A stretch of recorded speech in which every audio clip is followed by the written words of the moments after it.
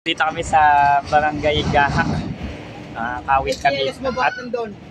So yun. So ito yung piso wifi ng aming client. So ito yung kanyang sira. Sira yung kanyang power supply. Ayan, power supply. Hindi ko na siya ipapakita. Alam naman po yung power supply. Itsura ng power supply. So kaya siya walang power.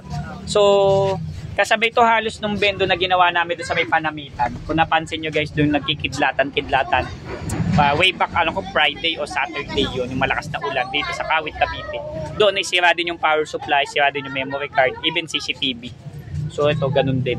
So ilang days na rin itong sira. Ngayon lang ako nagkaroon ng time na puntahan kasi yung scheduling tsaka masasama yung panahon tuwing hapon, ang sama ng panahon.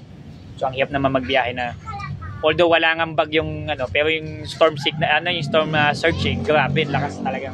Nagbabaha talaga. So kung nakakita niyo sa news yung parang sa Quezon City lintik talaga yung ulan, sobrang lakas. Grabe yung climate change. So okay na yung bendo, yun lang naman power supply.